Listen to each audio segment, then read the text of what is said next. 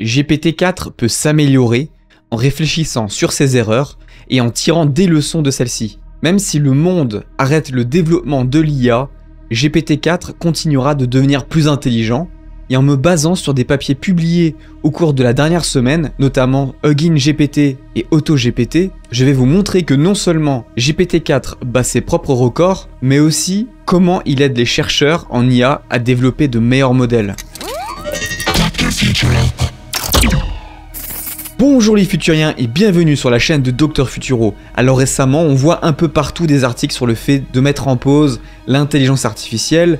Une lettre ouverte avec plus de 1000 signataires est sortie et parmi eux, on peut retrouver Elon Musk, Joshua Bengio, le cofondateur d'Apple Steve Wozniak, Gary Marcus ou encore le fameux Yann LeCun. Ah oui, oups, c'est vrai. Pas lui, parce qu'il a jamais signé cette lettre, il vient de le dire sur Twitter. Étrange, n'est-ce pas? Ah mince, ah oui, en fait, certains des noms qu'on peut voir dans cette lettre sont en fait du gros pipeau, du gros fake.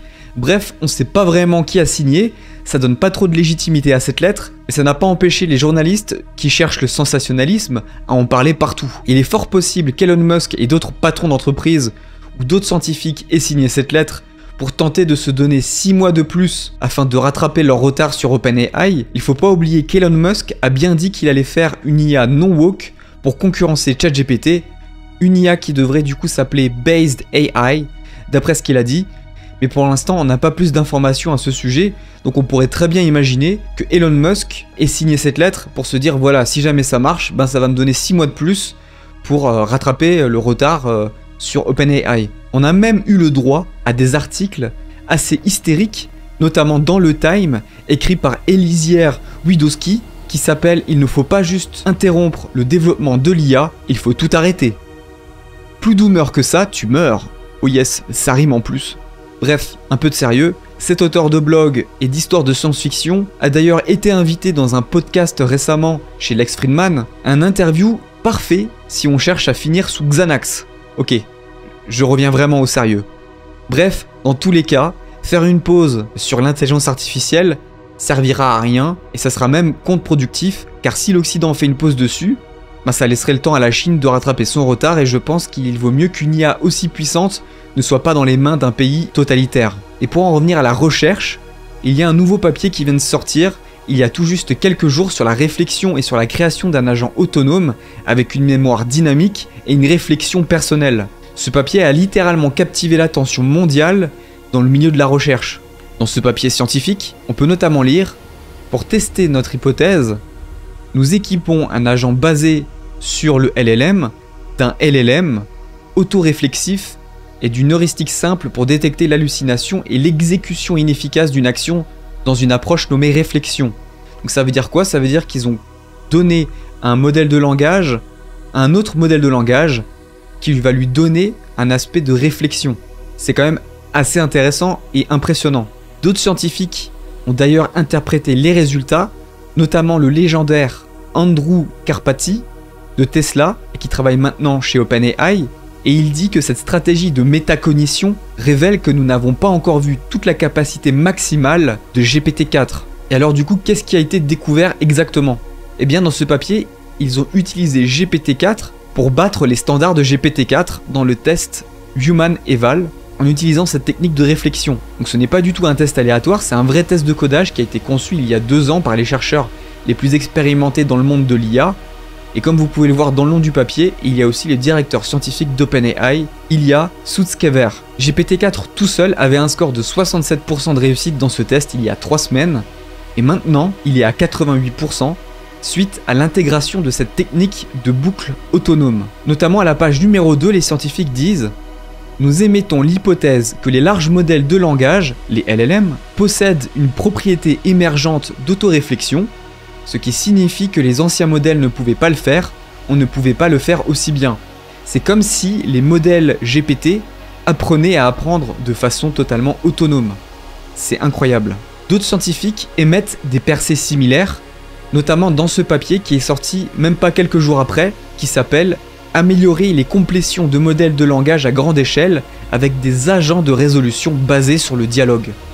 À l'introduction, il y a ce paragraphe assez intéressant. « Nous concevons notre dialogue comme une discussion entre 2 agents, à savoir un chercheur, qui traite l'information et identifie les éléments cruciaux du problème, il y a un décideur qui a l'autonomie d'intégrer les informations, d'intégrer l'information du chercheur et de porter un jugement sur les résultats finaux. Un peu comme une sorte de double personnalité avec deux agents, un qui décide et un qui fait la voix intérieure. Il y a aussi eu l'annonce récente de Hugging GPT, et pourquoi je suis enthousiaste suite à la sortie de ce papier ?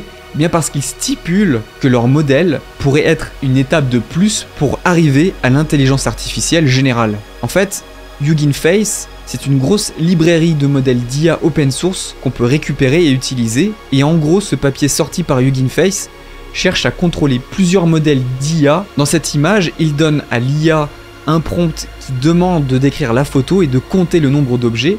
Dans un premier lieu, il doit comprendre l'image et ensuite le contexte du contenu de l'image. En fait, ce papier explique l'intégration de deux modules. Un module qui fait l'aspect de réflexion et un autre module qui fait la décision et l'exécution de la tâche. Comme chez les humains en fait, un modèle qui fait l'inconscient ou la capacité de réflexion et un autre qui fait le conscient. C'est un vrai truc de fou parce que ça commence à simuler la psyché humaine, notre petite voix intérieure, le monologue intérieur de nos pensées, et ça permet vraiment de rendre l'IA autonome. Et dans la foulée, en très peu de temps, il y a aussi eu la sortie d'AutoGPT qui suit le même principe et qui permet de rendre totalement l'IA autonome et lui donner la capacité de réécrire son propre code pour s'améliorer. L'IA basée sur GPT 3.5 ou GPT 4 peut exécuter des scripts Python pour s'améliorer, et le modèle a également une voix. On peut, si on le souhaite, écouter les deux voix simultanément comme un dialogue intérieur. Ce qui est encore plus fou, c'est qu'on peut déjà directement l'installer sur son ordinateur, mais bien sûr il faut posséder une clé d'API pour pouvoir l'utiliser. D'ailleurs, le développeur d'AutoGPT, Toran Bruce Richards, estime que son modèle a le potentiel de sauver l'humanité de la perte massive d'emplois causée par l'automatisation de l'IA.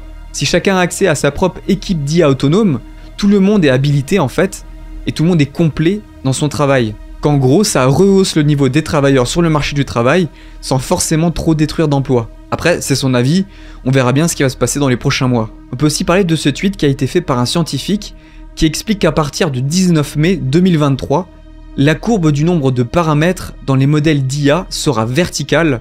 En gros, il explique qu'on va vivre un point de singularité dans le domaine de l'intelligence artificielle. Donc ça voudrait dire qu'en gros, nous sommes déjà dans une sorte de forme de singularité technologique, et donc ça veut dire quand même que les choses vont vraiment aller très vite dans les prochains mois. Et il y a de plus en plus de gens qui pensent que AutoGPT et Hugging GPT sont une étape de plus qui vont nous rapprocher de l'AGI, comme le papier dont je vous avais parlé la semaine dernière. Mais en conclusion, avec toutes les choses que je vous ai montrées là, il est un peu difficile de voir une pause dans l'intelligence artificielle. Les progrès sont littéralement exponentiels, on ne peut plus rien arrêter. Nous entrons clairement dans l'âge de l'IA et des IA autonomes. Merci beaucoup d'avoir regardé cette vidéo. N'hésitez pas à me dire ce que vous en pensez dans les commentaires et à mettre un pouce bleu, à activer la cloche si ce n'est pas déjà fait, et à vous abonner. Et à bientôt les amis.